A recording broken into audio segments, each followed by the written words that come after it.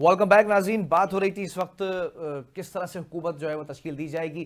Peoples party ने भी रवाबित तेज़ कर दी हैं नून लीग के साथ और हुकूमत में ना बैठने का फैसला किया है, लेकिन ये कहा है कि सपोर्ट करेंगे। अब देखना ये है कि किस तरह से हुकूमत बनेगी, क्योंकि पीटीआई भी मुतारिक हो चुकी है। ऐसा लगता है कि पीटीआई भी अपनी हुकूमत बनाने के लिए कोशिशें कर रही है और कामयाब होती नजर आ रही है।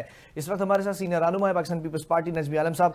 नजमी साहब, बहुत शुक्रिया ज्वाइन करने के लिए। जरा जानना चाहूंगा, सिंध में तो आप बेहतर तरीके से हुकूमत बनाने में कामयाब होते दिखाई दे रहे हैं, लेकिन बैरिस्टर गौहर ने भी कहा है कि हम दूसरे सूबों के अंदर भी हुकूमत बनाएंगे। तो क्या लगता है कि पाकिस्तान पीपल्स पार्टी वफाक के अंदर हुकूमत बनाने में कामयाब हो जाएगी? नहीं, देखिए, हमारा जो है सिंध में तो हमारी टोटल अक्सरियत है, कोई इस पर डिबेट ही नहीं है। बलूचिस्तान में भी हम लार्जेस्ट पार्टी हैं, बलूचिस्तान में बनाने की कोशिश करना हमारा हक है, वो हम कोशिश कर रहे हैं और करेंगे। जहां तक फेडरल गवर्नमेंट की बात है, हम हुकूमत नहीं बना रहे, हम मुस्लिम लीग नून को सपोर्ट कर रहे हैं कि आप अपना प्राइम मिनिस्टर बना लें, लेकिन हम हुकूमती बेंचों में मतलब बजट में हम उनकी हेल्प करेंगे, इश्यूज पे हेल्प करेंगे, लेकिन हम कोई वजारतें या वो नहीं लेंगे। ठीक है, तो इस वक्त किसी किस्म की कोई वजारत नहीं ली जाएगी, बिल्कुल बैकफुट पे बैठा जाएगा।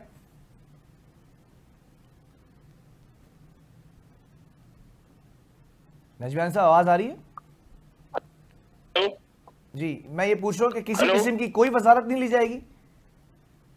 नहीं, ये तो डिसाइड सीईसी ने डिसाइड कर दिया, इसलिए आप किसी को अख्तियार नहीं है लेने। अच्छा, ये एक बड़ा चैलेंज नहीं होगा? क्या नून लीग इस पर इत्तेफाक कर चुकी है? क्योंकि शुरू के 3 साल अगर गुजारे जाते हैं और फिर अगर कोई नहीं, हम 3-2 साल के लिए हम नहीं मांग रहे, हम मांग ही नहीं रहे 3-2 साल के लिए। बिलावल साहब ने कह दिया कि हमें अक्सरियत नहीं मिली है, हम हुकूमत नहीं बना सकते, इसलिए हम हुकूमत बनाने को उम्मीदवार नहीं है। तो अगर पीडीएम की तरह हुकूमत चलाई जाती है 16 सालों के अंदर, तो फिर पीपल्स पार्टी क्या वही क्लेम करेगी कि सारे फैसले उस वक्त नून लीग के थे?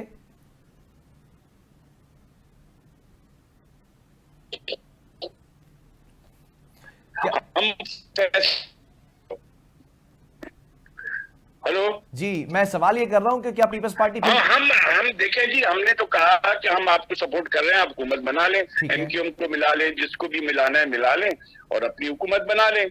हम चाहते हैं कि डेमोक्रेटिक सिस्टम चले, हम उनको बजट में सपोर्ट करेंगे, जो उनकी कोई ऐसी चीजें होंगी करेंगे, लेकिन हम हुकूमत में की वजारतें नहीं लेंगे। ये पीपल्स पार्टी का फैसला है। नहीं, तो पीपल्स पार्टी ने पीडीएम के दौर में भी को चलाना चाहेंगे। पीपल्स पार्टी ने पीडीएम के दौर में भी जो है वो यही कहा था कि पीडीएम बनाई गई, फिर उसके बाद सारा खमियाजा नून लीग के ऊपर डाल दिया गया था कि नून लीग के फैसले थे।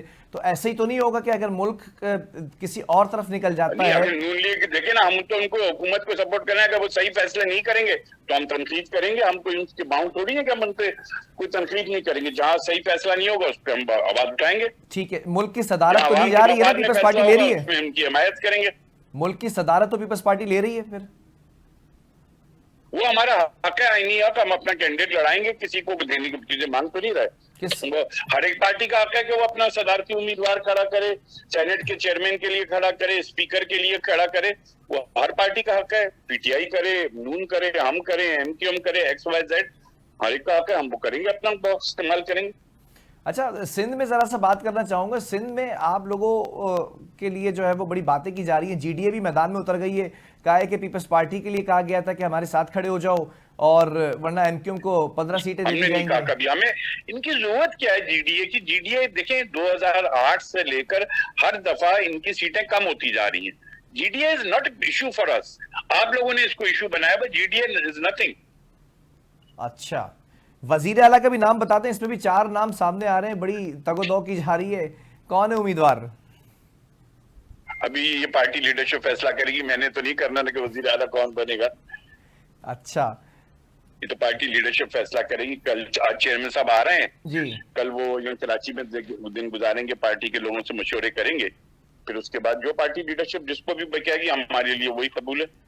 अच्छा, बिलावल भुट्टो जरदारी ने कैंपेन के दौरान खूब गर्जे बरसे थे उस वक्त नून लीग पर, फिर अब जाकर बैठ जाना नून लीग के साथ, आपके सपोर्टर्स वोटर्स नाराज तो नहीं होगा?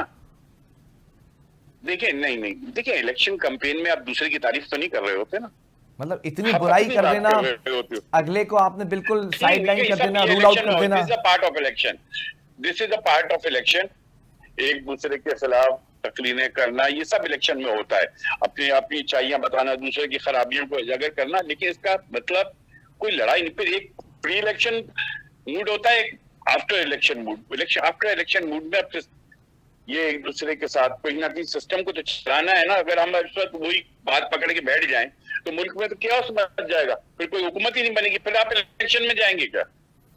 एक और मुसीबत मुल्क में खड़ी हो जाएगी। नजमी आलम साहब, खबरें गर्दिश कर रही हैं पीटीआई के साथ भी कुछ रवाबित हो रहे हैं, पीटीआई के साथ कुछ है? नहीं, हमने कोई नहीं किया भाई, ये खुद ही पीटीआई वाले उड़ा रहे हैं, हमने तो कोई रास्ता नहीं किया।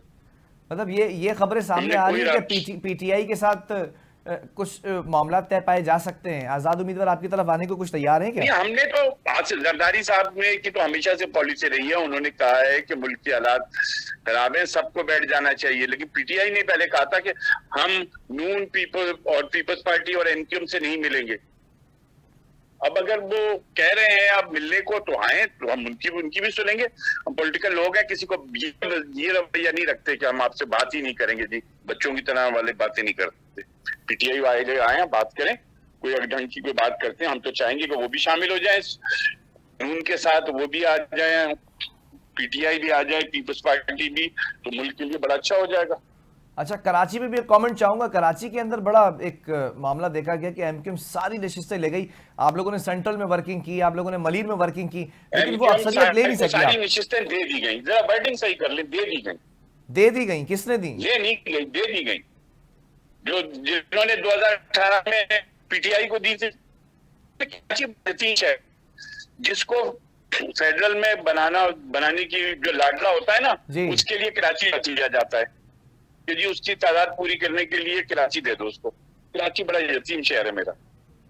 नहीं तो आप लोगों ने बड़ी वर्किंग करके रखी थी मलीर में, सेंट्रल में, आप लोग बड़े कॉन्फिडेंट थे। नहीं, मलीर तो हमने जीता, मलीर जीता, ठीक है। सेंट्रल में हम नहीं जीते, लेकिन हमने सेंट्रल में काम किया। इसमें तो कोई, हम हर चीज इलेक्शन के पॉइंट ऑफ व्यू से नहीं होती। हमने बहुत अच्छे रिजल्ट भी निकाले हैं और हम समझते हैं कि हमारी बहुत सी सीटें हमसे कराची के अंदर 8 से 10 सूबाई सीटें और 4-5 कौमी की सीटें हमारे गलत नताइज के हैं, जिसमें हमसे ली गई हैं। तो आप लोग क्लेम करेंगे, कोर्ट में जाएंगे? गए हैं हमारे लोग, गए हैं ट्रिब्यूनल में। क्या आप लोग के पास फॉर्म 45 मौजूद है क्या, जिसकी बिना पे जा रहे हैं? हाँ, कोई प्रूफ होगा तो जाएंगे ना, खाली जबानी तकरीर करने तो नहीं जाएंगे ना कोर्ट ट्रिब्यूनल में। तो क्या लगता है कितना मैंडेट चुराया गया है? जब आप कह ही रहे हैं कि सीट्स दी गई, तो एमक्यूएम हकीकत भाई मेरे हिसाब से तो एमक्यूएम के पास शायद कराची की एक भी सीट नहीं थी। अच्छा, कराची के पॉलिटिकल हालात, इनमें एक आध कहीं हो जाती तो हो जाती, औरंगी टाउन की हो सकती थी, कोलंगी में यही 1-2 जगह थी जहां से अफेक्टेड था, अदरवाइज ये मुस्तफा कमाल वगैरह कोई भी जीता हुआ नहीं था। आपके कादिर खान मंदोखेल की भी वीडियोस वायरल हुई, बैलेट बॉक्स तोड़ते हुए, पर्चे फाड़ते हुए। नहीं, उन्होंने तो पकड़ा ना वहां पर, कादिर खान की बिल्कुल मैंने भी देखी है, जब वोटों का भरा हुआ थैला पकड़ा कि भाई उसमें सारे पतंग के वोट थैला भर के आ रहा है बाहर से और डालने के लिए, तो क्यों नहीं रिएक्शन करेगा कादिर खान ने? किया, सही किया। मतलब आप अगर प्रोटोकॉल के थ्रू जाते, बैलेट बॉक्सेस को लात मारना, दरवाजा तोड़ देना। भाई वहां पर अगर प्रोटोकॉल के हिसाब से बोरे भर के आ रहे थे क्या? जो बोरे पकड़े गए 2 जिसमें पतंग के वोट भरे हुए थे, तो क्या वो प्रोटोकॉल के तहत आ रहे थे? तो नॉन प्रोटोकॉल चीज की नॉन प्रोटोकॉल तरीके से फिर उसको रिएक्शन करना पड़ता है। अच्छा, चले, बहरहाल बहुत शुक्रिया। नजमी आलम साहब हमारे साथ मौजूद पाकिस्तान पीपल्स पार्टी से। और कादिर खान मंदोखेल का जो इस वक्त मामला सामने आया, उस पर भी कह रहे हैं कि वो पतंग से भरे जो है वो बैलेट बॉक्सेस और थैले भरकर आ रहे थे, तो इसलिए प्रोटोकॉल का ख्याल रखना उस वक्त ज़्यादा ज़रूरी नहीं था। अब देखना ये है कि इस वक्त हुकूमत बनाने के लिए जो दौड़ भाग की जा रही है, कौन सी सियासी जमात क्या हिकमत अमली अपनाती है। और एक तासुर ये भी जा रहा है कि पाकिस्तान तहरीक-ए-इंसाफ ने जो हिमायत का ऐलान किया था मजलिस वहदत-ए-मुस्लिमीन के अल्लामा नासिर अब्बास साहब के साथ, तो उस पर भी एक बड़ा मनफी रिएक्शन मुल्क भर में देखने में आया। अब देखना ये है कि मौलाना फजलुर रहमान साहब जो है वो ये कहते नज़र आ रहे हैं कि हमारे भी मरासिम और ताल्लुकात जो है वो पीटीआई के साथ बनते दिखाई दे रहे हैं, केपीके में और दूसरी जगहों पे। सवाल ये पैदा होता है कि मौलाना साहब अपोजिशन का रास्ता इख्तियार कर चुके हैं। नून लीग को भी कहा कि हम भी आपके साथ जो है वो अपोजिशन, आप हमारे साथ अपोजिशन में बैठे। लग रहा है कि मौलाना साहब इस वक्त नाराज़ नज़र आ रहे हैं। अब देखना यह है कि जो मुख्तदिर हल्के हैं वो किस तरह से इस चीज़ को टेकअप करेंगे। एक तरफ पाकिस्तान तहरीक इंसाफ है जो इस वक्त कोशिशें करती नजर आ रही है केपीके के अंदर अपनी गवर्नमेंट बनाने के लिए। और खासतौर पर बैरिस्टर गौहर ने भी आज कहा है कि जो फेडरल के अंदर गवर्नमेंट है और खासतौर पर बलूचिस्तान में, वहाँ भी हम कोशिशें कर रहे हैं कि हम हुकूमत बनाने में कामयाब हो जाए। अब सवाल ये पैदा होता है कि अगर कामयाब होना ही है तो कौन सी सियासी जमातों का इंतखाब किया जाएगा। प्रोग्राम का खत्म हुआ। अल्लाह हाफिज़।